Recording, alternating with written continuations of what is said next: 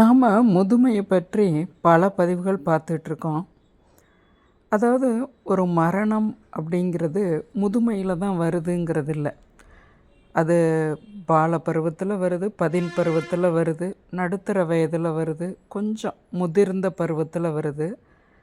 ஆனாலும் இந்த கடைசி தருணம்ங்கிற இந்த மரணத்தை நோக்கிய இந்த ஒரு வயதான ஒரு கிட்டத்தட்ட 60 நம்மளோட அந்த 58 வயது அப்படின்னு இருக்கக்கூடிய 58 60 வயதுங்கும்போது நாம் எல்லா விஷயங்கள்லையும் கற்று உணர்ந்து விட முடியாத இந்த சூழ்நிலை 60 வயது. இளைய அந்த பருவத்திலிருந்து இந்த முதுமை பருவம் வரையும் இறக்கக்கூடிய மனிதர்கள் அது கஷ்டமான சூழ்நிலை தான், எதிர்பாராத மரணங்கள் அது. ஆனால் இந்த 60 வயதை 50 கடந்து 60 தொட்டு செல்லக்கூடிய இந்த பயணம் இருக்கேன், எத்தனை எண்ணங்கள் இந்த மனதுள்ள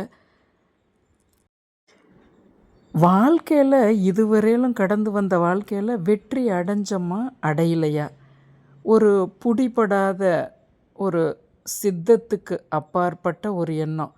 அப்போ யாராவது ஒருத்தரை நாம் எதிர்க்க பார்க்கும்போது, அவங்களோட நம்ம சம்பாஷணை பண்ணும்போது, கம்பேர் பண்ணும்போது, இந்தந்த விஷயத்தில் ஏதோ வெற்றி பெற்றது போல் இந்த மனம் உணருதலும், நமக்கு எதிர்க்க ஒரு ஃபங்க்ஷனில் நம்ம பார்க்கும்போது அந்த இடத்துல சிலர் நான் நல்லா இருக்கேன், எனக்கு கடவுள் புண்ணியத்தில் எந்த ஒரு பெரிய அளவுக்கான ஒரு அசம்பாவிதமோ ஒரு மன துக்கமோ இதுவரையிலும் இல்லை, கடவுளோட கருணை அப்படின்னு சொல்லும்போது நம்மளோட மனம் பொறாமைப்படுறதில்ல, ஆதங்கப்படுறதில்ல. நாம் 10 வயதுலேருந்து இந்த 60 வயது வரையிலும் எந்த இடத்துலையாவது சிறு மின்னல் போல் அப்படி தானே சந்தோஷப்பட்ட மாதிரி இருக்குது. மற்ற 90% இந்த வாழ்க்கை நமக்கு கசப்பான அனுபவங்களையே கற்றுக் கொடுத்ததே. எப்படி?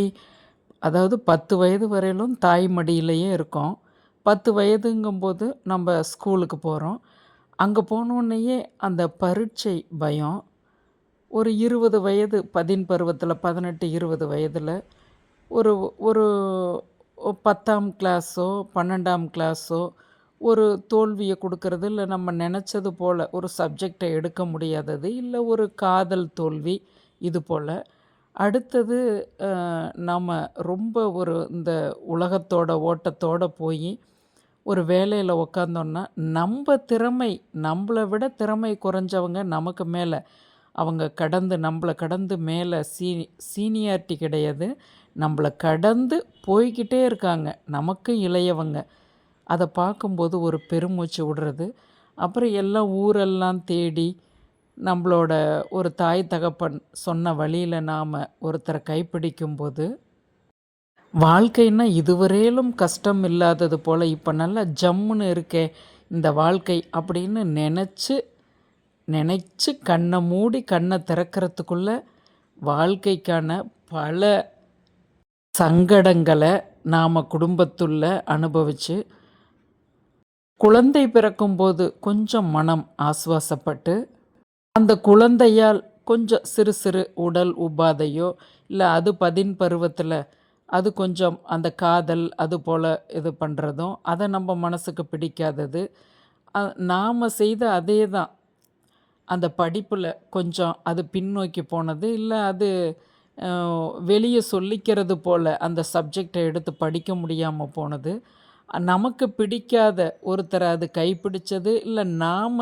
நம் குழந்தைகளுக்கு கைப்பிடிச்சு கொடுத்த துணை அவர்களுக்கு கையில் ஒட்டாமல் போகிறது, தாத்தா பாட்டி அப்படிங்கிற நாம் ஒரு ப்ரமோஷனை அடைஞ்சதுக்கப்புறம் நம் பிள்ளைகளோட அந்த வாழ்க்கையையே நாம் தூர நின்று அது யாரோட குடும்பமோங்கிறது போல் நாம் ஒதுங்கி நின்று பார்க்க கற்றுக்கணும் அப்படின்னு நமக்கு நம் நண்பர்கள் சொன்னது, சைக்காட்ரிஸ்ட் சொன்னது, நம் குடும்பமே நமக்கு கற்றுக் கொடுத்தது, இதெல்லாம் நினைக்கும்போது அந்த மனம் பட்ட துயரம், படுகின்ற துயரம் வெளியே சொல்ல முடியாதது போல நாம் படுத்திருக்கக்கூடிய அந்த சுவத்துக்கிட்ட நாம் கண் கலங்கி அதை வாய் விட்டு அழாமல் மனதோடு மனதாக மானசீகமாக சுவத்தோட நாம் பேசுகிற தருணம்.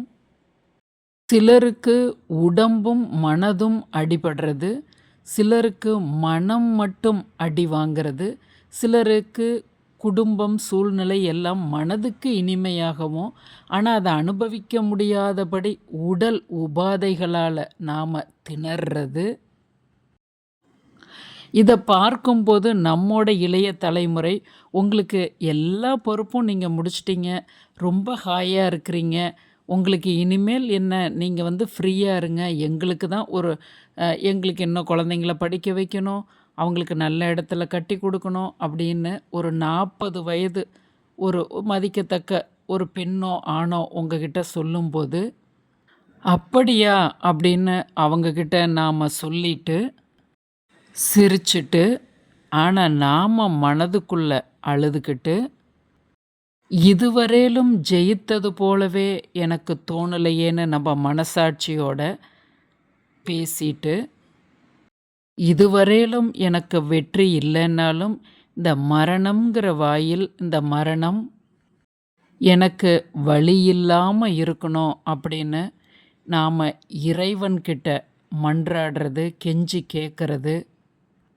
நோய்கள் பற்றின பயம் நம்மளை ஆட்டுவிக்கிறது, மனதோடு உடல் செயல்பட முடியாமல் விக்கிச்சு நிற்கிறது. சிலர் நீங்கள் தம்பதியோட 60 வயதுக்கு மேலேயும் கணவன் மனைவியாக இருக்கும் பட்சத்தில் குடுப்பினை வாய்ந்தவர்கள் தான். நீங்கள் அந்த நேரத்தில் உங்களுக்குள்ளே சண்டை போட்டுக்காம, என்னைய நீங்கள் ஏன் இப்படியெல்லாம் வச்சுருக்கல, என்னைய நீ ஏன் இப்படியெல்லாம் வச்சுருக்கலன்னு கடந்த காலத்தை பற்றி கசப்பான உணர்வுகளை மறந்துட்டு, உங்களுக்கான தென்றல் போல வீசின சில விஷயங்களை நீங்கள் அசை போடும்போது கவலைகளும் உடல் உபாதைகளும் பறந்து போகிறத உங்களால் உணர முடியும்.